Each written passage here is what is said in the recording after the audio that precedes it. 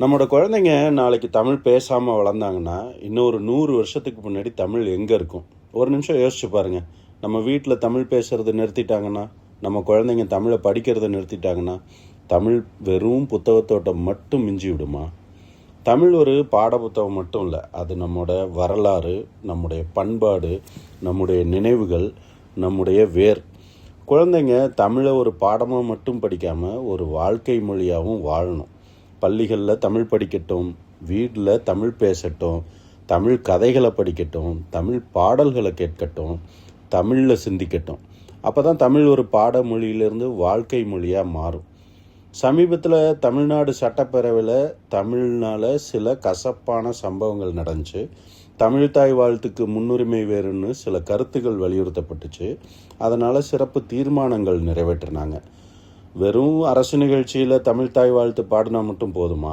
நம்ம வீட்டில் முதல்ல தமிழில் பேசணும், நம்ம குழந்தைங்க முதல்ல தமிழில் ஒலிக்கணும், நம்ம அன்றாட வாழ்க்கையில் தமிழ் இருக்கணும். மேடையில் தமிழுக்கு மரியாதை கொடுத்தாங்கன்னா வீட்டில் தமிழுக்கு வாழ்க்கையாக இருக்கணும். ரெண்டும் சேர்ந்தால் தான் தமிழ் வலிமையாக இருக்கும். இத்தாலியில் பிறந்து கான்ஸ்டன்டைன் ஜோசப் பெஸ்கிங்கிறவர் இந்தியாவுக்கு வந்து சேர்ந்தார், தமிழ்நாட்டுக்கு வந்து சேர்ந்தார், தமிழை படித்தார். தமிழ் மேலே உள்ள பற்றுதல்னால வீரமாமுனிவர்னு பேரே மாற்றிக்கிட்டார். ஒரு வெளிநாட்டில் பிறந்தவர் தமிழை கற்றுக்கிட்டு தமிழ் அகராதி, தமிழ் உரைநடை, தமிழில் இலக்கியம், தமிழ் இலக்கணம், இந்த மாதிரி நிறைய படைப்புகளை உருவாக்கிக்கிறார். ஒரு வெளிநாட்டில் பிறந்தவரே இவ்வளோ பண்ண முடியுதுன்னா தமிழராக பிறந்த நாம் தமிழை எவ்வளோ அன்பாக கற்றுக்கணும். சரி, அதுக்காக ஆங்கிலம் வேணான்னு சொல்கிறோமா? கிடையாது. இந்த உலகத்தில் ஆங்கிலம் கண்டிப்பாக வேணும். நம்ம குழந்தைங்களுக்கு ஆங்கிலம் கண்டிப்பாக தேவை. ஆங்கிலத்துக்கும் தமிழுக்கும் இங்கே போட்டியெல்லாம் கிடையாது. நம்ம குழந்தைங்களுக்கு ரெண்டுமே வேணும்.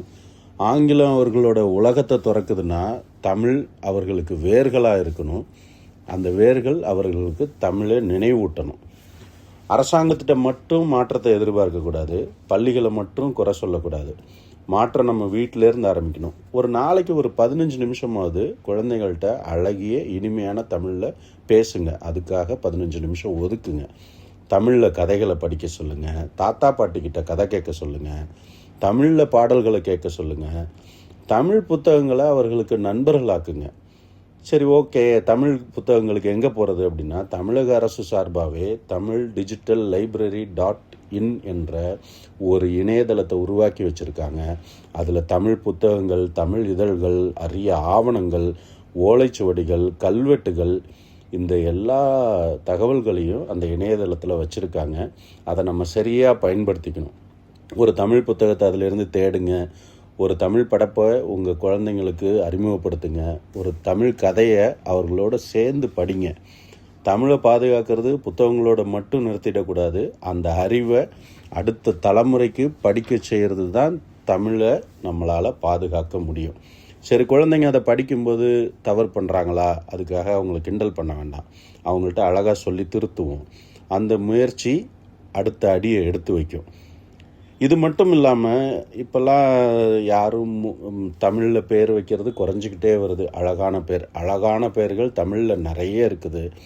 இதே இணையதளத்தில் தமிழ் பெயர்களை வச்சுருக்காங்க. அதில் பார்த்து தேர்ந்தெடுத்துக்கோங்க.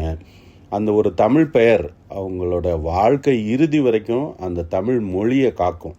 தமிழில் பெயர் சூட்ட பழகிக்கோங்க. தமிழில் பெயர் சூட்ட சொல்லி உங்கள் நண்பர்களுக்கு, உங்களோட உறவுகளுக்கு சொல்லி கொடுங்க. ஒரு மொழி ஒரே நாளில் அழிஞ்சு போகிறது இல்லைங்க. ஒரு தலைமுறை முதல்ல ஒரு மொழியை பேசுகிறத நிறுத்துச்சுன்னா அடுத்த தலைமுறை அந்த மொழியை புரிஞ்சுக்கிறது குறைஞ்சி போயிடும். அதனால தான் தமிழ் மொழியை அந்த மாதிரி இழந்துடக்கூடாது.